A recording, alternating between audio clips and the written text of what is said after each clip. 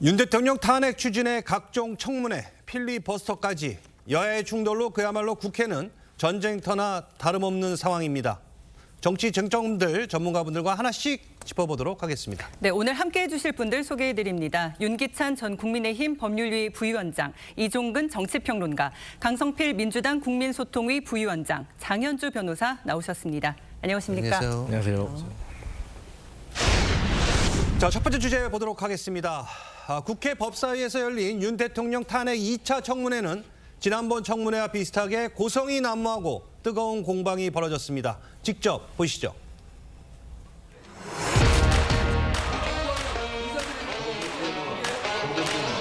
이런 청문회를 계속해야 됩니까? 존경받아야 할 우리 정청래 위원장님께 강력히 말씀드리겠습니다. 이 청문회 중단시켜 주세요. 이 청문회가 불법 청문회라면 나가세요. 불법임을 제가 보여드리기 위해서 나가겠습니다.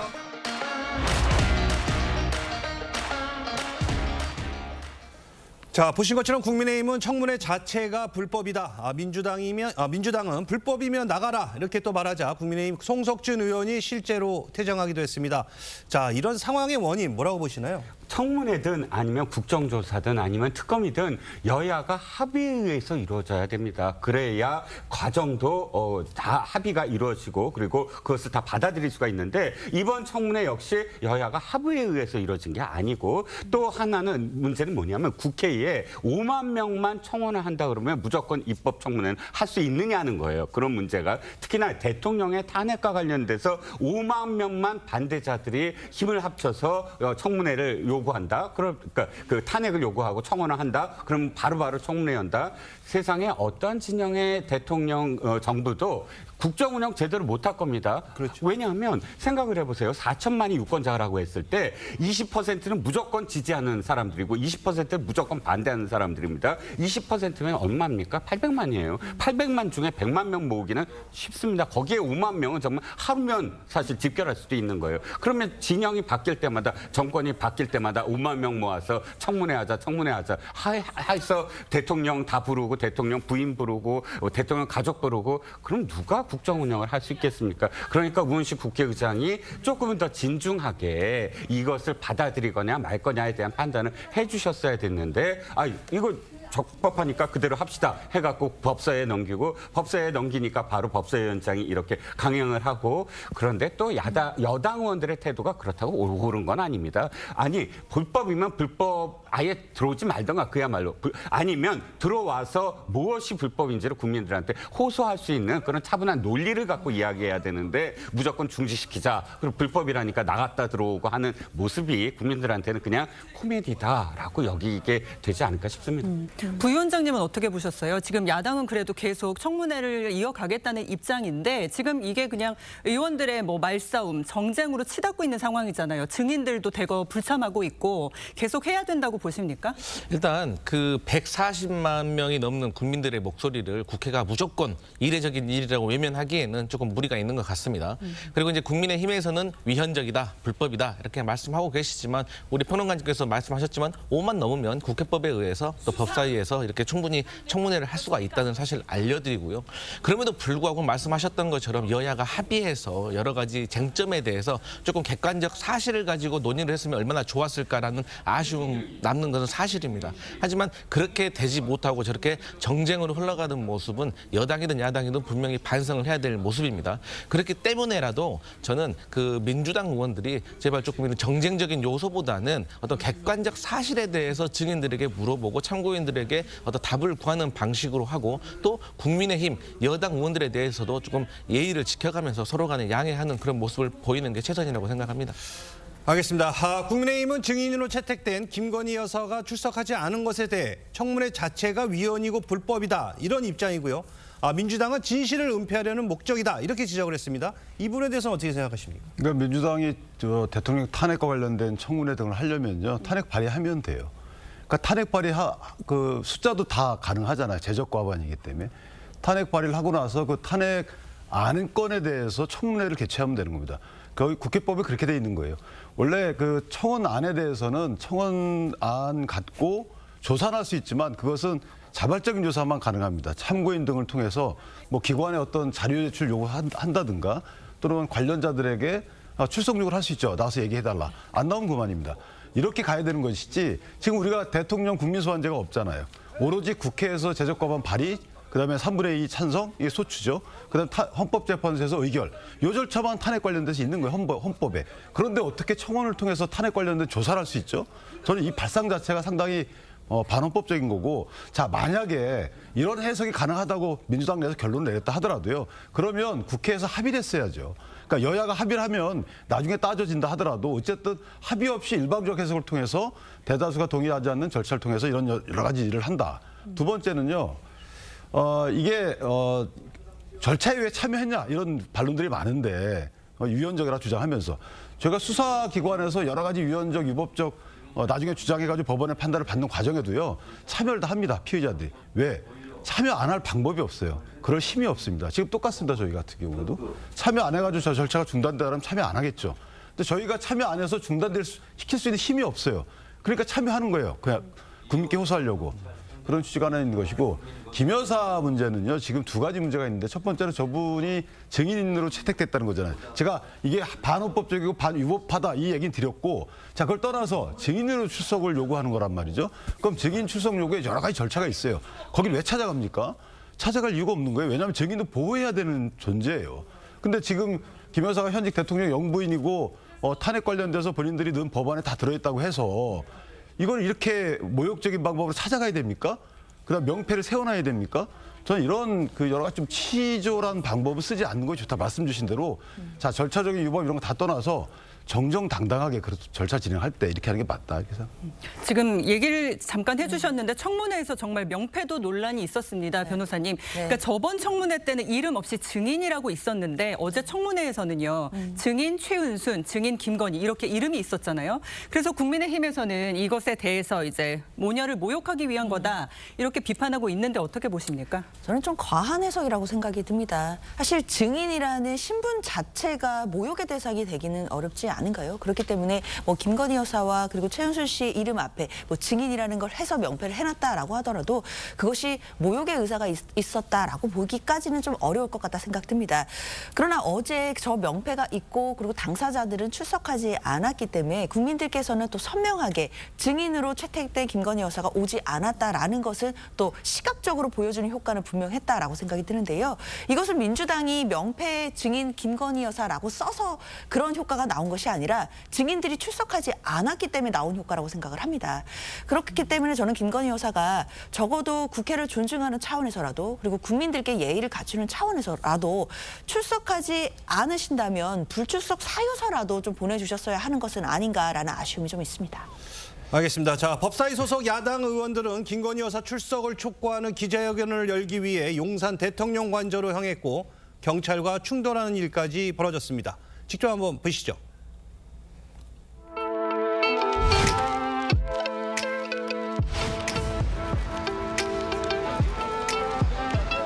둘러싸지 마세요. 둘러싸지 마세요. 뭐 하는 거예요 지금? 이건 공무집행이 아니라 그냥 깡패짓입니다. 어디서 이렇게 깡패짓을 하는 겁니까?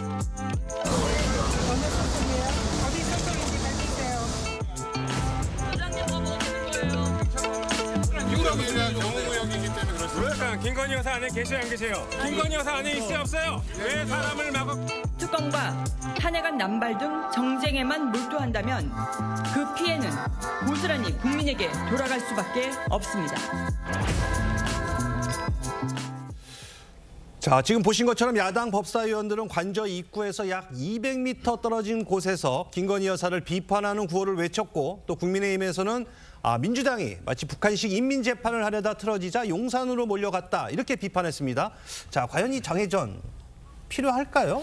김현 의원이 떠오릅니다. 김현 의원이 지난번에 모 기관에 가서 자신이 국회의원이니까 어디든 들어갈 수 있다라고 그 안에서 접수를 받는 여직원에게 갑질을 하지 않았습니까? 지금도 똑같은 상황입니다.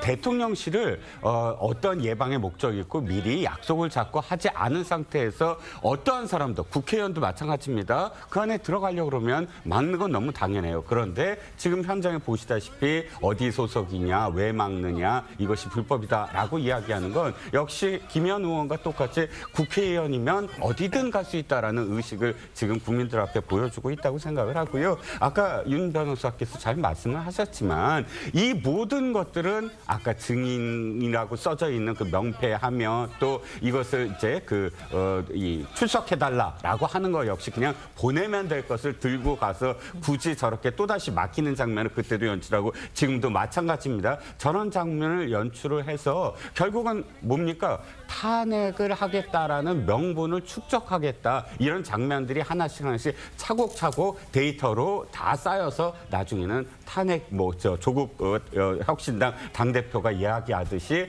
탄핵에 차고 넘치는 어떤 그런 사유로 만들겠다. 이거밖에 없거든요. 아니 적법하다면 당연히 그냥 보내면 되고 또 이러이러하면 출석 요구서 보내면 되고 보내는 거야 직접 저렇게 안 해도 되는 것인데 결국은 이렇게 그 면박 주기, 만신 주기 이런 목적임을 그냥 드러낸 것이라고 봅니다.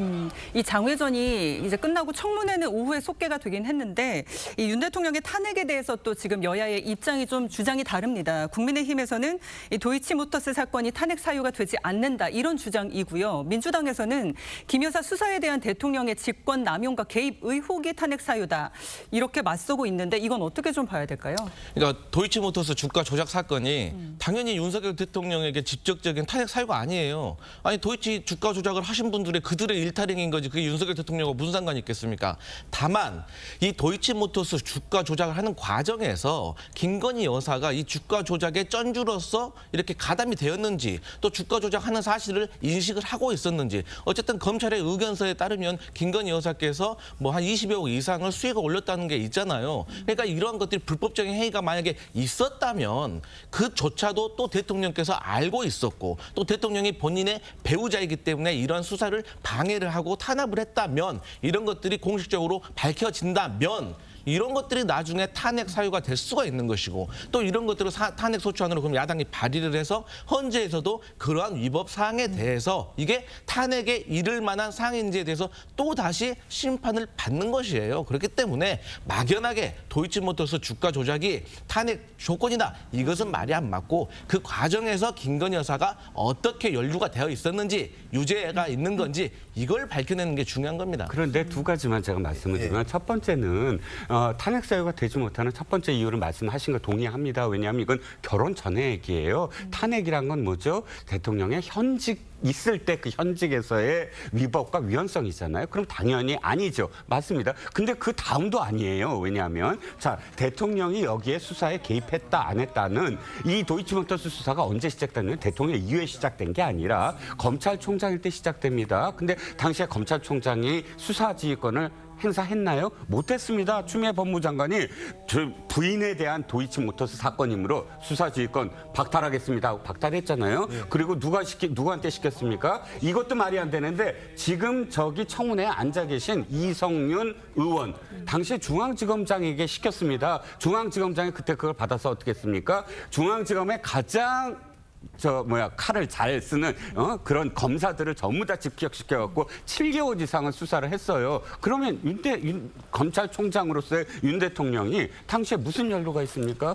그러고 수사를 했는데도 안 드러나니까 당시에 왜 소환 안 하느냐 이렇게 지금 비난을 정청래 법사위원장한테도 이 이성윤 위원이 지금 비판을 받았잖아요. 그런 과정을 다 알면서도 이게 마치 대통령이 처음부터 이 수사를 막은 양 하면서 탄핵과 연루시키려고 하는 게 문제라는 거죠. 근데 저희 민주당은요. 지금 윤석열 대통령의 탄핵을 주장하지 않아요. 주장하지 않는다니까요. 그런데 왜 자꾸 민주당이 탄핵을 이끌어가는 것처럼 얘기를 하는지 저는 그게 좀 잘못된 것 같고 그리고 제가 먼저 말씀을 드릴게요. 그리고 결혼하기 전에 김건희 김건희 여사가 이 어떤 주가 조작에 연루됐는지 안 됐는지라고 하면 대통령 되기 전이라고 말씀하셨잖아요. 그러면 대통령 되기 전에 일어난 일, 자연인일 때 일어났던 일에 대해서라도 국민 앞에 낱낱이 우리가 밝혀야 되는 건 아닙니까? 그런데 지금 현재 고발된 지 4년이 됐는데도 이번 최근에서야 첫 번째 조사를 받았습니다. 그리고 또 그 조사를 받았던 과정과 절차 그런 걸 따져보면 국민 정서를 봤을 때 이건 분명히 특혜가 있다. 저는 그렇게 생각합니다. 알겠습니다. 제가 한 말씀만. 예. 네. 이건 이제 어쨌든 큰 말씀 주신 게 맞아요. 정말 탄핵에 대해서 본인들이 자신 있으면 발의하면 되는 거고. 그런데 청원, 그러니까 탄핵 요청 청원이거든요. 국회가 당신들 생각해봐서 탄핵을 할 만하면 탄핵을 결의해서 발의해달라. 이 요청을 한 거예요. 근데 요청에 대해서 지금 거의 탄핵 발의 이후의 절차를 진행하고 있잖아요. 그래서 이렇게 말씀 주신 거고. 자, 두 번째, 탄핵과 수사는 다릅니다. 탄핵이라는 건요. 대통령이 재직 중에 직무상 헌법과 법률에 위반한 행위가 있어야 돼요. 그게 드러났고 드러난 상태에서 국회가 개입하는 겁니다. 수사를 원래 예정하고 있지 않아요. 탄핵이라는 거는. 그 정도로 밝혀져 있어야 되는 겁니다. 그런데 지금에 와서 가정법을 한 5차례 써가지고 이렇다면 그러면 이제 탄핵은 모든 걸 다 탄핵할 수 있어요. 그다음에 청원 절차를 우회에 상장시켜서 모든 걸 다 이렇게 할 수 있어요. 자, 이게 과연 바람직한 건가요? 저는 민주당의 법령 해석을 어떻게 하셨는지 모르지만 정치적으로도 이거 전혀 바람직하지 않습니다. 알겠습니다. 정청래 법사위원장은 김건희 특검법 관련 입법 청문회에 김건희 여사를 증인으로 채택하는 방안도 추진하겠다고 했습니다. 자, 한마디로 또 부르겠다는 건데 자, 이거 필요하다고 보시나요? 글쎄요, 저는 이게 어디에 필요한지는 다르겠죠. 민주당 입장에서 보면 사실은 이제 아까 말씀 주신 대로 탄핵을 위한 기초사실관계, 기반조성 차원에서는 필요할 수도 있죠. 그러나 원래 청문회가 요구하는 그런 필요성에 비춰보면 전혀 필요하지 않죠. 그러니까 지금은 이게 법치가 아니에요. 국회가 어찌 흘러가는지 모르겠지만 법을 만들어 국회에서 법을 전혀 지키지 않고요. 모든 게 이게 국민을 선동하기 위한 하나의 장으로 이용하는 거라서 제가 정말 죄송한 말씀이지만 그 정도가 너무 심해졌어요. 그러니까 매번 나와서 평론하면서 저희가 이렇다 저렇다 얘기를 해도 전혀 반영이 안 되고 국민들께서도 움직이지 않고 민주당은 더 나아가고 있고 글쎄요. 이게 민생을 위한 국회는 어떤 역할을 하고 있나요? 저는 개인적으로 보면 이렇게 저희가 말씀드리고 하는 것들이 어느 정도 국민께 다가가는지 모르겠고 민주당 의원들께서 어느 정도 반영하시는지 모르겠는데 정말 그러지 않았으면 좋겠어요. 알겠습니다. 지금 말씀한 것처럼 좀 선동용 아니냐 뭐 이런 얘기가 있는데 이 부분에 대해서는 이 지적에 대해서는 어떻게 생각하십니까? 뭐 국민의힘에서는 충분히 그렇게 생각할 수 있다고 생각을 합니다. 하지만 제 민주당이 봤을 때는요. 김건희 여사와 관련된 지금 논란이 두 가지가 있잖아요. 첫 번째는 명품백과 관련된 거예요. 그런데 저는 정말 답답한 게 아니 그 국민의힘 전당대회 과정에서 공개됐던 그 문자만 보더라도 얼마나 국민들에게 사과를 하고 싶어 하십니까? 그러면 그냥 사과하시면 돼요. 근데 얼마 전에도 검찰 조사 가셔가지고 국민이 아니라 검사한테 이런 일로 송구스럽게 해서 죄송하다라고 말씀을 하시고 또 그 내용을 그 김건희 여사의 변호인이라는 분이 또 유튜브 방송에 나와서 얘기를 하셨고 이것도 대통령실에 인정을 했습니다. 저는요 그 대통령의 배우자가 이 300만 원 상당의 가방을 받았을 때 처벌 규정 없잖아요. 그렇기 때문에 그냥 나오셔가지고 제가 불찰이었다. 아니 아버지 친구분이 주셨길래 제가 박절하지 못했다. 그래서 죄송하다. 그렇게 말씀하셨으면 이 나라가 온 나라가 시끄럽게 지금 이 문제 가지고 이렇게까지 올 일입니까? 뭐 도이치모터스 주가 조작이야. 조사를 받아가지고 유죄인지 무죄인지 가려내면 될 일이지만 정말 이 명품 가방과 관련해가지고는 왜 이렇게 사과를 빨리 안 하셔서 털어내지 못하는지 답답할 뿐입니다. 그 대통령실에서는 또 유감이라고 입장을 표명을 했는데 또 위헌적, 위법적 청문회에 타협하지 않는다. 이런 게 원칙에다 각을 세우고 있습니다. 변호사님 진짜 이게 청문회가 여야 극한 대치로 치닫고 있는데 돌파구가 좀 있을까요?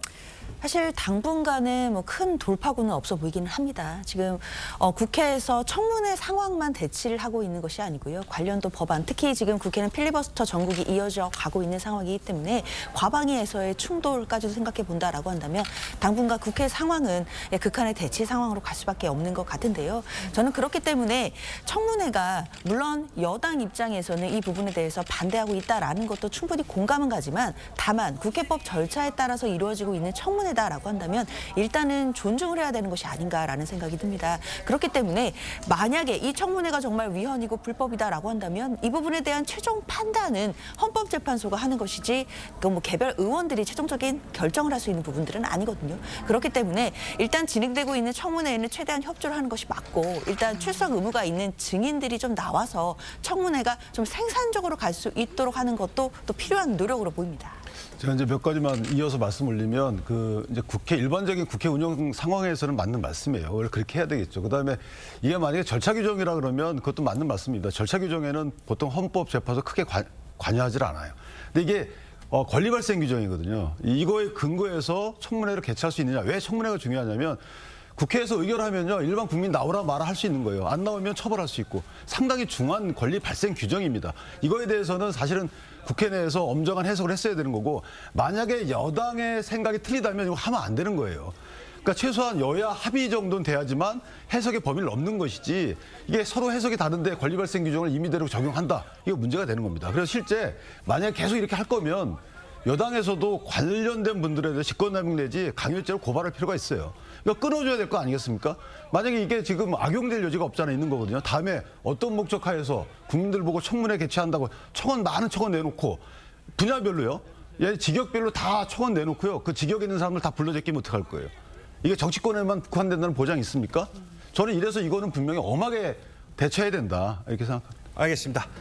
아주 뜨겁습니다. 자, 다음 주제로 가보도록 하겠습니다.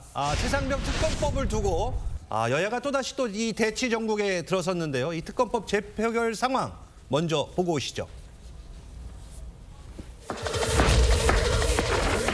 부결되었음을 선포합니다. 한동훈은 지금 당장 최상병 특검을 발의하라!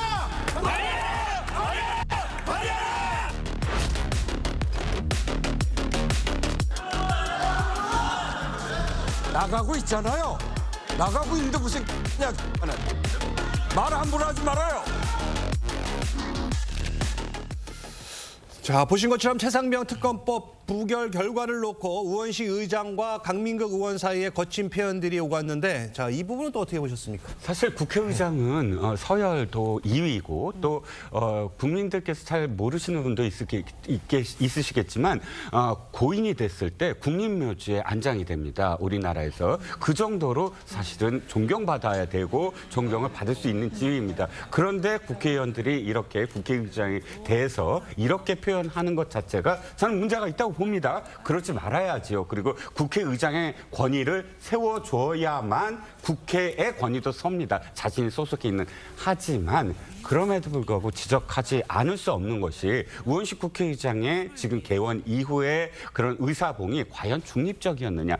어떤 소속 정파도 상관없이 고개를 끄덕일 수 있을 정도의 공정하고 중립적으로 그 의사봉을 휘둘렀느냐에 대해서는 사실 저는 그렇지 않다라고 생각을 하고요. 좀 전에 계속 우리가 이야기했던 부분, 즉 이 말도 안 되는 입법 청문회를 국회의장이 받아들였다 하는 점, 그래서 앞으로 악용될 수 있는 정말 많은 선례들을 남겼다는 점만 하더라도 국회의장으로서 아마 우명이 계속 이어질 것으로 보입니다. 네, 이 최상병 특검법 지금 두 번째로 폐기가 된 건데, 이 폐기가 되자마자 민주당 더 강화된 특검법을 내놓겠다, 이렇게 맞받아쳤잖아요. 이제 뭐 더 강화된 특검법이라고 하면 결국에는 특별검사를 누가 추천하느냐, 이게 쟁점 아니겠습니까? 근데 저희 민주당이 조금 시간을 갖고 기다릴 겁니다. 왜 기다리냐? 한동훈 당대표가 전당대회 과정 중에서 제3자 추천 특검안을 제안을 했어요. 예. 사실 그게 방파제가 됐기 때문에 이번 두 번째 재표결에서도 이탈표가 많이 안 나온 거거든요. 그러면 한동훈 당대표는 국민과 당원에게 당을 혁신하겠다, 국민 눈높이 그리고 국민의 의혹을 풀어주겠다라고 약속을 한 거예요. 그러면 저는 한동훈 당대표가 윤석열 대통령에게 이 3자 추천 특검안을 설득해내야 된다. 그리고 나서 여당과 다른 야당들과 함께 협의를 해나가서 뭐 대법원장으로 할 것인지 추천을, 아니면 뭐 변협으로 할 것인지, 그래서 합의를 해서 이것을 이뤄내야 된다. 이것이 한동훈 당대표의 리더십의 첫 번째 시험대가 될 것이고요. 하지만 저희 민주당이 언제까지 기다려줄 수는 없습니다. 한정된 시간 내에서 합의가 되지 않으면 저희는 상설특검법을 꺼낼 것입니다. 상설특검법을 꺼내게 되면 대통령이 거부권을 행사할 수 없습니다. 그러면 특검 열차는 출발하는 겁니다. 자, 지금 뭐 그 한동훈 대표 역할론을 얘기하고 있는데, 박찬대 원내대표는 또 이 첫 출발부터 용산 해바라기라며 한동훈 대표를 겨냥했고요. 여기에 또 한 대표도 맞받아쳤습니다. 두 사람의 발언부터 듣고 오시죠.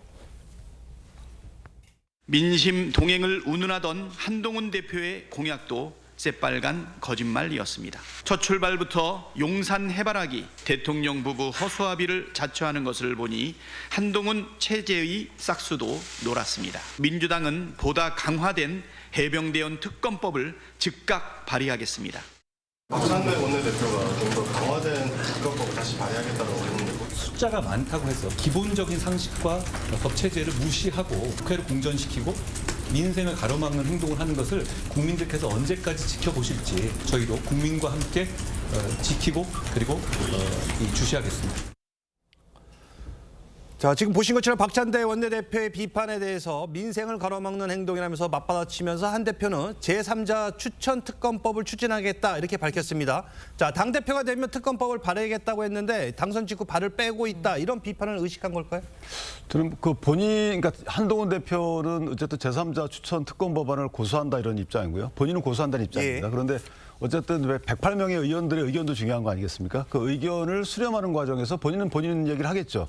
그러니까 이게 본인이 당론을 정해가지고 이걸 합시다 이렇게 하지는 않겠다는 거거든요. 그러니까 민주적 절차를 통해서 녹여내겠다는 거기 때문에 저는 개인적으로 본인은 입장은 변하지 않았지만 약간 좀 입장이 조금은 변한 것 같아요. 그 말은 뭐냐면 이걸 강요하지 않겠다 의원들한테. 그러니까 의원들을 통해서 설득을 해보겠는데 만약에 설득되지 않으면 당론이 되지 않는 거 아니겠습니까? 그러니까 당론 방향으로 해서 특검법에 대해서 뭐 추진 여부를 결정하겠다는 것이라서 일반적인 당내 민주 절차를 존중하겠다 이런 취지로 이해가 되는 것이고 경북경찰청에서 가장 중요한 그 진상규명에 관련된 여러 가지가 나왔잖아요. 그러니까 실제 사인이 뭐냐, 순직 이유가 뭐냐, 그 순직의 책임자가 어디까지냐에 대해서 일단 1차 수사 결과가 나왔기 때문에 그런 상황에서 특검법 추진 동력을 일단 잃었다고 저는 개인적으로 보고요. 만약에 공수처에서 어떤 수사 결과가 나올 때까지는 진상규명이 돼 가고 있는 거기 때문에 네. 그 진상규명은 안 믿고 이 진상규명은, 그러니까 진상규명 본인들이 원하는 그 진상이 따로 있는 거죠. 민주당에서는 본인들이 설정한 진상이 따로 있는 거고 원래 진상에 관심이 없습니다. 따라서 저는 정치적 진상을 밝히기 위해서 저런 예산을 남용한 특검을 굳이 추진할 이유가 있을까 이렇게 생각합니다. 이 제3자 추천 특검법의 이 한동훈표 특검법을 두고 지금 한 대표 정치력이 시험대에 올랐다 이런 분석도 나오는데 변호사님은 좀 어떻게 평가하실 수 있을까요? 그렇죠. 정치력의 시험대에 오른 것도 맞고 또 딜레마에 빠진 것도 분명해 보입니다. 그리고 지금 전당대회 이후에 한동훈 대표가 또 압도적인 득표율을 받고 당선이 되었기 때문에 지금 일단 한동안은 국민의힘 내부에서 뭐 휴전 협정이 상성되는 것 아니냐 이런 이야기가 나올 정도로 당분간은 평화로울 수 있겠다라는 예상도 나옵니다. 그러나 첫 번째 이런 어떤 갈등의 폭발점 또는 발화점이 될 수 있는 가능성이 이 제3자 추천 특검법이 될 것으로 보이거든요. 일단 한동훈 대표는 본인의 입장이 변화가 없다라고는 하고 있습니다. 그런데 이런 부분들을 당내에서 어떻게 토론 과정으로 녹여낸다는 것인지 구체적인 내용들이 아직까지 나오지 않고 있거든요. 일단 그런 조율하는 과정들이 있게 된다라고 한다면 당 내에서도 또다시 갈등의 어떤 가능성도 분명히 있어 보이고요. 만약에 한동훈 대표가 본인의 입장이 그대로다라는 말은 계속하지만 행동적인 면에서 따라오지 않는다라고 한다면 사실 국민 눈높이에서 봤을 때는 민심에 따르겠다, 국민 눈높이에 맞추겠다라고 했던 한동훈 대표의 전당대회에서의 이야기들이 모두 공허한 울림이 되어버립니다. 그렇기 때문에 한동훈 대표로서는 당내 화합도 중요하고 그리고 용산의 어떤 그 기류도 살펴야겠지만 본인이 개인적인 어떤 당권 도전이다라는 그런 부분을 생각해 본다라고 한다면 국민적인 눈높이 그리고 중도 확장의 측면에서도 지금 굉장히 많은 고민에 빠졌을 거라고 보입니다.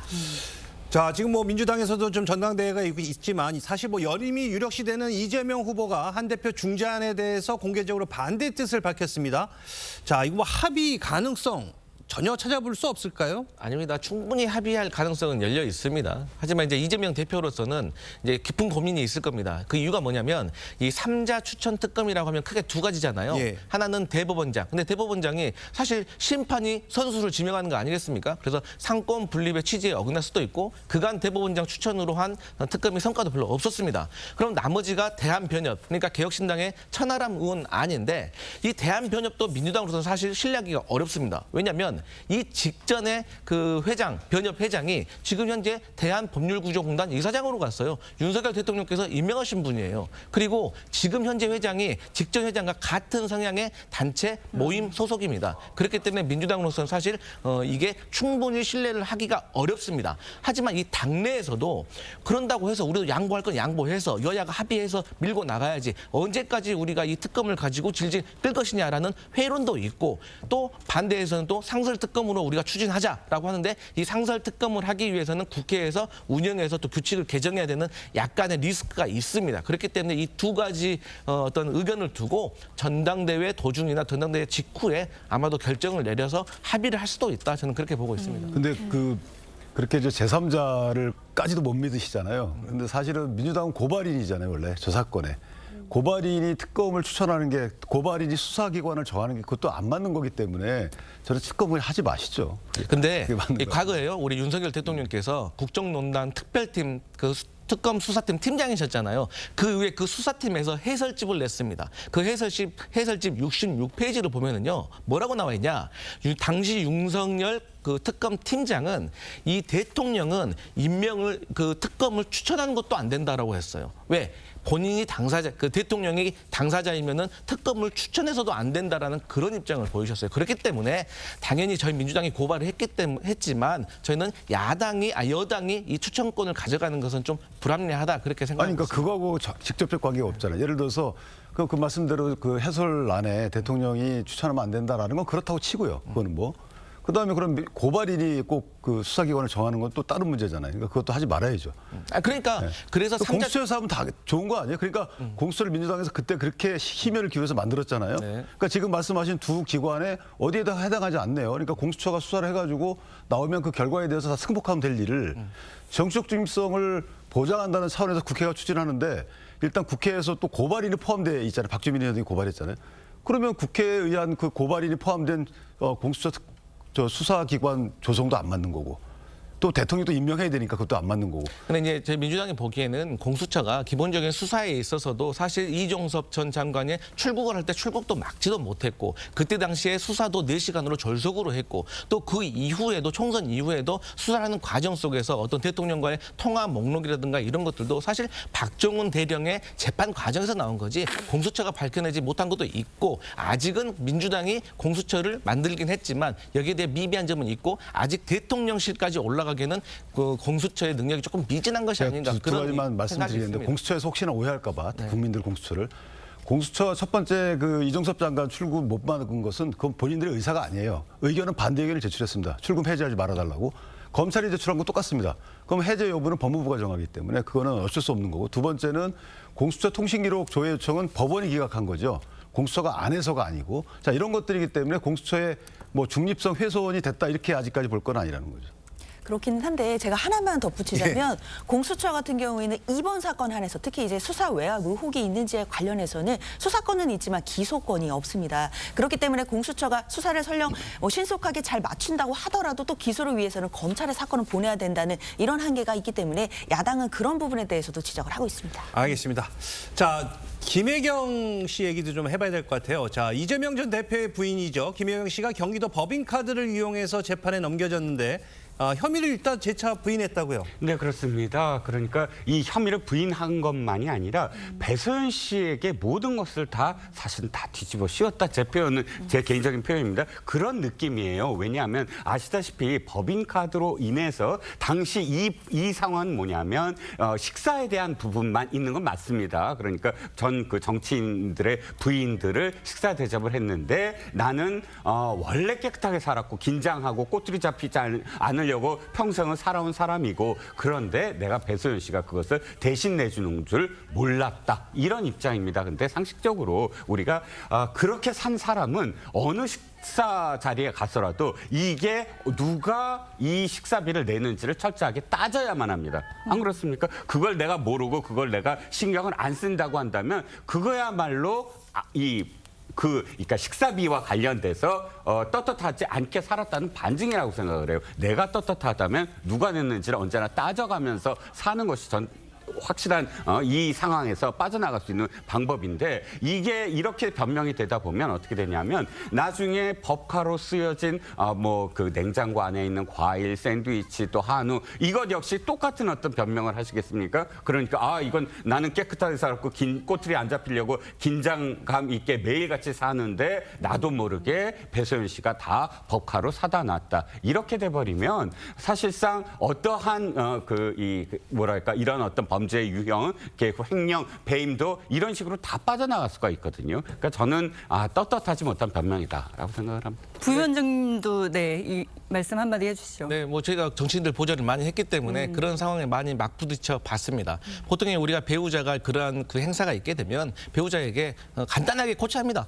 본인 거 계산하고 나오십시오. 그리고 저희가 그 당시에 배모 사무관이 그 다른 정치인의 배우자들에게도 사실 각자 계산을 해달라고 양해를 구했어야 됐었어요. 저는 그 부분이 잘못됐다고 보는 겁니다. 근데 그럼에도 불구하고 이 김혜경 여사가 그 사실에 대해서 인식을 하고 있었는지 못했는지는 사실 알 수가 없는 일이고 본인이 모르겠다고 하니까 그것도 어쩔 수 없는 일이지만 어쨌든 불찰은 맞다. 하지만 이 10만 4천 원의 어떤 금액을 가지고 이게 크다면 크고 적다면 적은 거지만 이걸 가지고 유력한 대선 야당의 대선 주자의 배우자를 이렇게 재판에 넘기는 것이 과연 이게 맞는 것인가? 이걸 두고 자연스럽게 소환되는 게 누구겠습니까? 김건희 여사입니다. 전 김건희 여사도 주가 조작 몰랐다는 거 아니겠습니까? 그리고 또 유모 행정관에게 가방 반환하라고 했는데 몰랐다는 거 아니겠습니까? 그래서 이러한 부분들은 사실 국민들이 평가하게 놔두는 것이 맞지 않겠나 그런 생각이 듭니다. 제가 이상한 부분 또 하나 있어요. 왜냐하면 거기서 이제 그 국회의원 부인들 그분들께 밥을 사줬다는 거잖아요. 그 배 씨가 알아서 단독으로 했다는 거예요. 거기에 대한 설명해 주셨으니까 차치하고 본인들 밥값은 또 경기도 법인카드로 먹었잖아요. 근데 그 장소가 공무라고 보기에는 어색해요. 왜냐하면 본인들이 이제 대선 출마하면서 사실은 잘 봐달라고 이렇게 만나서 얘기한 거잖아요. 이건 공무가 아니거든요. 근데 법인카드로 결제하면서 거기에 대해서 전혀 얘기가 없어요. 자, 이런 걸 감안한다 그러면 사실 저 부분을 몰랐을까? 이게 시스템화되어 있는 거 아닐까? 이런 의심도 강하게 드는 거죠. 한 가지 4건입니다. 이게 공소시효가 다 지난 거 3건을 제외했기 때문에 이것만 남아서 자꾸 10만 얼마라고 말씀을 하시는데 3건이 더 있어요. 3건이 다 비슷한 상황들입니다. 그렇다면 한 번은 그렇다 얘기할 수 있어도 나머지 3건까지 다 사실은 공소시효가 마무리되지 않고 다 했다면 액수 10만 원도 아닐 것더러 이건 완전히 완전 시스템으로 늘 고착화됐다라고 이야기할 수밖에 없지 않겠습니까? 알겠습니다. 네, 김정숙 여사 옷값 의혹 관련해서도 좀 이야기해 보겠습니다. 검찰이 지금 수사 중인데 지금 청와대 전 행정관에게 샤넬 재킷 기증 과정을 알아보라고 지시한 사람 누군지 이 부분도 조사가 좀 진행이 되겠죠? 그렇죠. 일단은 수사가 종결된 게 아니고 수사 중이기 때문에 좀 확인을 해봐야 될 게 좀 많은 것 같긴 합니다. 다만 일단 검찰에서는 문체부에 2022년에 청와대 전 행정관이 연락을 해서 샤넬 재킷을 기증할 수 있는 방법을 기부할 수 있는 방법을 알아보라라고 했다는 것이고 만약에 이 말이 사실이다라고 한다면 청와대에서 샤넬 재킷을 기부도 방법도 알아본 거고 그리고 그 과정에서 새로운 자켓이 지금 전시가 되어 있는 상황이기 때문에요. 아마 수사기관에서는 이 지시를 한 윗선이 있다라고 한다면 그 윗선이 누구인지 그리고 새로운 재킷이 다시 이제 전시되게 된 어떤 경위라든지 이런 부분들을 집중적으로 수사할 것으로 예상됩니다. 알겠습니다. 다음 주제 또 가보도록 하겠습니다. 자, 국민의힘이 야권의 방송사법 추진에 반발해 무제한 토론, 즉 필리버스터를 계속 진행하겠다는 의지를 표명했습니다. 그제 시작한 이 필리버스터가 계속되고 있는 상황인데 자, 일단 시청자분들을 위해서 이유가 뭔지 간략하게 좀 설명을 해 주시죠. 네, 4박 5일간으로 예정되어 있습니다. 이건 왜 예정이 돼 있냐면 4개의 법안이기 때문에 그래요. 보통 필리버스터는 1개의 법안을 갖고 최장 8일까지도 가본 적이 있습니다. 2016년도. 그런데 지금은 야당이 180석을 넘겨요. 5분의 3을 넘긴 192석이기 때문에 어떠한 필리버스터도 180명만 있으면 5분의 3이면 24시간 후에 그것을 종결시키고 있습니다. 그런데 강제 종결이 되죠. 근데 법안이 방송법이 4개예요. 그러니까 KBS, MBC, EBS에 각각 1개씩 법안이 있어요. 그 수장을 뽑는 그 법안과 함께 방통위법, 즉 5인 중에 4인이 있어야 의사정족수가 된다라는 그 개정안을 냈거든요. 그러니까 이 4개 법안을 하루에 1개씩 하는 거예요. 하루에 1개씩 하면 그걸 더 하려고 그러면 24시간이니까 종료. 그다음 통과시키고 그다음 법안 하니까 5일째 되는 날에 끝날 수밖에 없는 거죠. 알겠습니다. 자, 국민의힘은 국민들에게 무엇이 잘못됐는지 시간을 들여서 자세히 설명하겠다는 입장인데 자, 민주당에서는 어떻게 보십니까? 아마 뭐 국회법에 따라 지금 절차가 되고 있는 진행 중인 상황이기 때문에 아마 국민의힘에서도 필리버스터를 하고 또 국민들께 설명드리겠다라는 취지는 또 공감을 합니다. 국민들께서도 왜 방송사법이 문제가 되는지 야당의 입장 또 여당의 입장 다 충분히 보실 거라고 저는 생각은 드는데요. 그러나 앞서 진행됐던 국민의힘 그 필리버스터에서 자당 의원이 필리버스터를 하고 있는 중에 국민의힘 의원 2명이 졸고 있는 모습이 뭐 국회 본회의장에서 포착이 돼서 또 크게 논란이 된 바도 있었습니다. 사실 그렇기 때문에 이 필리버스터만으로 국민들을 설득하기는 저는 어려울 것 같다는 생각이 들고 여당에서 정말 집권 여당으로서 책임 있는 모습을 보이기 위해서는 방통위를 어떻게 정상화할 수 있을지 그리고 지금 현재까지 5인 체제인데도 2인 체제로 많은 의결들을 해왔다는 부분에 대해서 어떻게 시정할 것인지 이런 부분을 함께 고민해야 되는 거 아닌가 생각합니다. 자, 그런데 이 방송법이 통과되면 야권에서는 또 곧바로 방송사의 지배구조를 바꾸는 법 역시 상정할 예정이라고 합니다. 이거 역시 또 뜨거운 대치가 예상이 됩니다. 그러니까 오로지 지금 야권에서는 이 방송법에 의한 방송사의 공영방송 기능의 보장 차원이 아닌 것이고 이게 본인들께 유리하게 돼 있는 이런 지배구조 내지 인적 구성을 안 변하게끔 하려는 거거든요. 그러니까 국민과는 전혀 상관이 없어요. 왜냐하면 이게 계속 일관성 있게 야권에서 주장을 해온 바가 아니고 본인들이 정권을 잡았을 때 다시 말해 이사추천에 대한 어떤 권한을 갖고 있을 때는 또 다른 말씀을 하시다가 이사추천 권한을 잃게 되면 또 입장이 바뀝니다. 이렇기 때문에 국민들도 그걸 이제 아셔야 되기 때문에 저희 필리버스터를 하는 거고요. 어쨌든 지배구조 개선 이런 부분들은 사실 굉장히 민감한 부분이거든요. 그래서 지금 바로 할 것이 아니고 만약에 정말 필요하다라고 진정성 있게 느낀다 하더라도 조금 시간을 갖고 하시는 게 어떨까 이런 생각을 해봅니다. 네, 이런 상황에서 지금 이진숙 방통위원장 후보자에 대한 인사청문회 사흘째 진행됐는데요. 총리 인사청문회도 이틀인데 정말 극히 이례적이라는 그런 반응입니다. 이 방통위원장 인사청문회 역사상 전례가 없는 일인데 어떤 배경이 있는지 좀 설명을 해주시죠. 네, 일단 법적으로 봤을 때 국회법에 3일 이내에 할 수 있습니다. 그렇기 때문에 지금까지는 뭐 후보자들이 3일까지 할 정도의 의혹이 없었나 보죠. 하지만 이진숙 후보자 같은 경우는요. 태도도 매우 불성실합니다. 그러니까 예를 들어서 전형적으로 인사청문회 후보자들이 쓰는 아주 그 방법 중에 하나가 뭐냐면 자료 요구를 합니다. 청문위원들이. 그러면 이 자료를 제출하지 않습니다. 제출하겠습니다 해놓고 제출하지 않아서 시간을 끌어서 청문회를 끝내려고 하는 그런 나쁜 버릇이 있는 분들이 종종 있습니다. 그런데 이번에 이진숙 후보자도 민주당 의원들이 요구하는 자료들 그러니까 뭐 자녀와 아니면 남편과 그리고 또 해외에서 오랫동안 사셨기 때문에 또 외국한 어떤 거래 자료라든지 이런 거에 대해서 제출했는데 제출을 성실하게 하지 않았다는 것이 있고요. 또 이제 그 민주당 최민희 의원도 말을 했지만 어떤 그 정우성 씨 아주 유명한 배우죠. 이분이 뭐 좌파라든지 하지만 또 나훈아 씨는 뭐 우파라든지 또 그 위안부라든가 뭐 이런 것들에 대해서 또 일본과 한국과 관련된 어떤 민감한 문제에 대해서 사실 그 명쾌한 답변을 하지 않고 조금 국민 감정을 자극하는 듯한 그런 답변을 했기 때문에 민주당 의원들로서는 더 검증을 해야 됐어야만 했다 이렇게 보여집니다.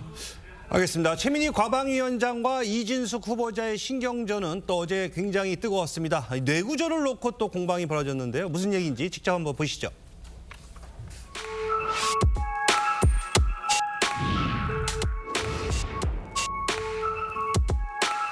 일에 정치보복이라는 단어를 쓰는 것은 후보자의 뇌구조에 문제가 있다고 저는 생각합니다. 저의 뇌구조에 대해서 말씀하신 부분에 대해서 사과를 원합니다. 왜요? 뇌구조가 이상하다고 생각한다는 게 뇌구조가 이상하다는 게 어떤 뜻이죠? 저의 뇌구조에는 이상이 없습니다.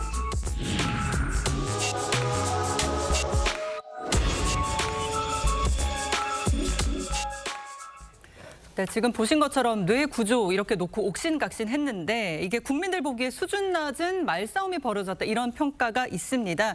변호사님 어떻게 보셨어요? 그렇죠. 국민들 보시기에는 사실 청문회 자리에서 나올 만한 뭐 공방이었나라는 부분에 대해서는 또 실망하신 분들도 많으실 것 같습니다. 그만큼 우리 국회가 뭐 비단 저 청문회 아니어도 여러 가지 지금 공방들을 벌이면서 보여주고 있는 모습들이 사실 국민 입장에서는 뭐 민생에 시급한 현안들도 많음에도 불구하고 정쟁만 계속되는 것이 아닌가라는 아쉬움이 있으실 거라고 저는 생각이 드는데요. 그럼에도 조금의 잘잘못을 따져보자고 한다면 사실 이번 인사청문회에도 앞서 강 위원장님 말씀 주셨지만 자료 제출이 가장 중요하다고 여겨집니다. 일단 국회의원들이 궁금해하는 부분에 대해서는 개인적으로 궁금한 것이 아니라 국민들을 대신해서 과연 이 후보자가 이 공직자 자리로서 뭐 자질이 있는지 그리고 소양을 갖췄는지 이런 부분들을 검증해야 되는 자리거든요. 그렇다면 최소한 기본적으로 자료를 제출해야 된다, 충실하게 해야 된다라는 부분은 너무나 당연할 것 같은데 지금 여러 가지 의혹, 특히 법인카드 유혹 의혹들이 나오고 있고 이런 부분에서 사적으로 이용한 부분이 없다라는 대답은 하고 있지만 야당 의원들이 납득할 만한 자료들이 지금 제시 못하고 있다라는 점도 큰 문제가 되는 것 같습니다. 국민의힘에서는 이진숙 후보자를 망신 주고 괴롭히기 위해서 한 거다. 이런 또 지적이 있습니다. 어떻게 보십니까? 아니, 네, 사흘 내내 보시면 알겠지만 청문회라는 게 뜻 그대로 묻고 답하는 거잖아요. 그런데 지금 답을 들었나요? 지금 대부분은 그냥 묻고 그다음에 모욕 주기로 끝났습니다. 답을 하려고 하면 예, 아니요로 대답하세요. 아니면 그냥 답을 하기도 전에 자기 얘기만 하면서 극우다 뭐 별의별 어떤 그런 낙인을 찍다가 나중에는 당신 나이가 몇 살이냐? 그다음에 마지막으로는 뇌구조가 뭐 이상하다. 이렇게까지 하는 청문회가 있습니까? 저는 사흘 동안 단 한마디도 방송통신위원장으로서 방송통신의 산업적인 측면을 물어본 더불어민주당 의원이 한 명도 없었어요. 산업적 측면 굉장히 중요합니다. 그렇잖아요. 우리가 지금 4개 공영방송의 사장 선임하라고 방통위원장 맡는 거 아니거든요. 그런데 내내 OTT 산업에 대해서 국내 OTT 산업을 어떻게 키울 것인가부터 아이와 관련된 방통위원장의 통신과 정책에 대해서 묻는다든지 한 번도 안 했거든요. 그러니까 이러한 청문회가 왜 존재해야 되는가에 대한 비판이 그래서 있는 거죠. 알겠습니다. 자, 지금부터는 민주당 전당대회 소식도 한번 짚어보도록 하겠습니다. 김두관 민주당 당대표 후보가 당내 강성 당원들을 향해 비판의 목소리를 냈는데요. 직접 들어보시죠. 집단 지성이 아니라 집단 쓰레기로 변한 집단은 정권을 잡을 수도 없다. 요거 이제 올라갔다가 지우셨거든요. 이 강성 당원들이 지금 당의 입김을 많이 불어넣는 거 이거에 대한 불만이 있으십니까? 이유 여야를 불문하고 제 책임이라고 사과를 드리고요. 오늘 이 자리를 빌어서 다시 한번 당원들에게 사과를 드립니다. 다만 강성 당원들이 이제 이재명 대표를 막 이렇게 너무 추앙하면서 오버페이스를 하고 그러거든요. 그리고 이제 자신과 생각이 다르면 다른 생각으로 이해하면 되는데 이걸 적으로 규정하고 배타하죠, 지금. 오늘 민주당 전당대회 울산 경선에서 이재명 후보가 90%대 득표를 기록했습니다. 자, 뭐 어대명을 넘어서 9대명, 그러니까 뭐 90%대 뭐 득표율의 대표가 나올 이재명이다 이런 신조어까지 나왔는데 이재명 후보에 대한 이런 압도적인 지지 흔들리지 않는 이유 뭐라고 보십니까? 그러니까 이재명 대표가 헌정 사상 야당 대표로서 큰 성과를 거두었잖아요. 지난 총선에서. 그리고 이제 이재명 대표가 리더십을 잡고 당 대표를 해야지 여당과 대통령실을 견제하는 수많은 이슈에 대해서 일사불란하게 힘을 모을 수가 있다. 그것을 당원과 국민들이 지지해주고 있다. 저는 그렇게 평가하고 있습니다. 하지만 또 일부에서는 너무 또 이재명 1인 체제 아니냐. 이건 또 나중에 크게 또 이 빈틈이 생기면 더 혼란이 올 수도 있다. 이런 지적도 있거든요. 득표율보다는 투표율도 봐야 돼요. 인천 투표율이 37% 비율이 높았지만 나머지 18, 20이 이렇게 나왔거든요. 그다음에 여론조사는 나중에 공표가 되잖아요. 그 30% 여론조사의 득표 분포를 좀 봐야 될 것 같다. 이렇게 생각합니다. 알겠습니다. 지금까지 정치권 쟁점 짚어봤습니다. 수고하셨습니다. 고맙습니다. 감사합니다.